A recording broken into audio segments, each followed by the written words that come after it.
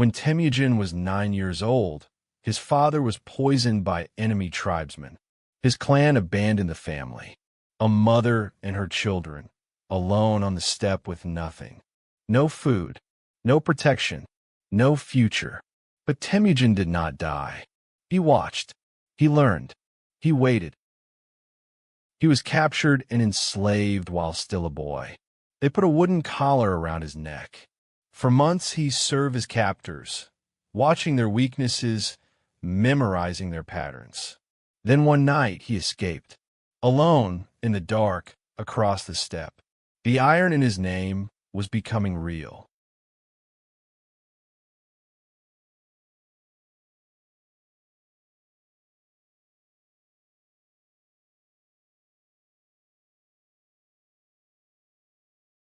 Other Mongol leaders rewarded loyalty to blood and family.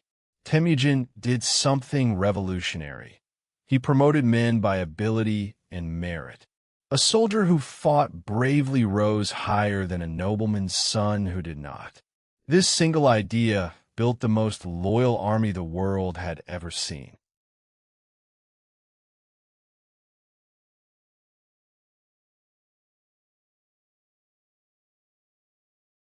In 1206, at the great assembly of all the Mongol tribes, the shaman stepped forward.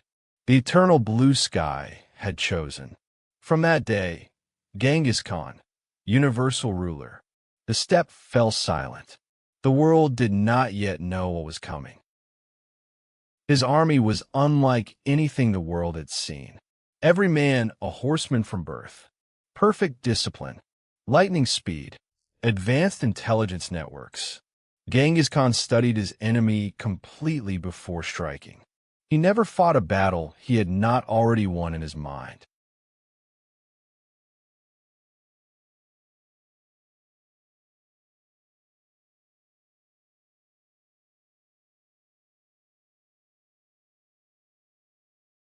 The cities that resisted, Bokhara, Samarkand, Zhengdu, were destroyed with terrible fury. Hundreds of thousands died. Ancient libraries burned. Civilizations that had stood for centuries were erased in days. History has never forgotten these destructions, and it should not. But those who surrendered without resistance were spared. Skilled craftsmen, scholars, engineers, doctors. Genghis Khan sent them back to Mongolia rather than killing them. He understood something unusual for a conqueror. The greatest weapon is not fire. It is knowledge. The Mongol invasion was one of the greatest catastrophes in Chinese history. Tens of millions of Chinese lives lost. Ancient cities reduced to rubble. No conquest of this scale comes without a wound that takes generations to heal.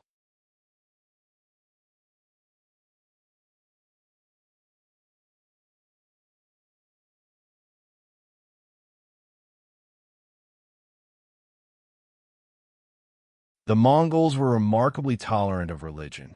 Buddhist temples, Muslim mosques, Christian churches, Taoist shrines, all were protected under Mongol law. Genghis Khan consulted wise men of every faith. He believed wisdom had no single home. For the first time, a traveler could ride safely from China to Persia to Europe. The Silk Road breathed again.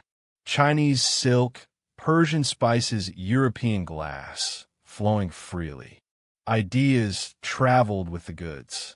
The world grew larger and smaller at the same time.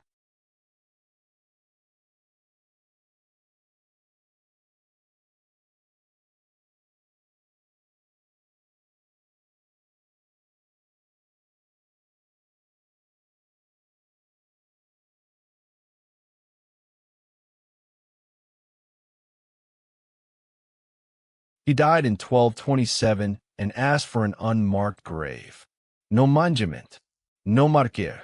Return to the earth as the wolf returns to the mountain. His soldiers diverted a river over the grave. 800 years later, no one has found it. In Mongolia today, he is not a conqueror. He is a god. His face is on the currency. The airport bears his name.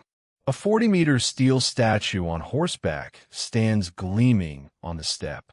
To his people, he gave identity, unity, and pride that 800 years have not erased. He conquered 24 million square kilometers, more than any ruler in history. Some call him the greatest monster who ever lived. Others call him the man who first united the world. Both are true. Some men are too large for a single judgment. History is still deciding, and perhaps it always will be.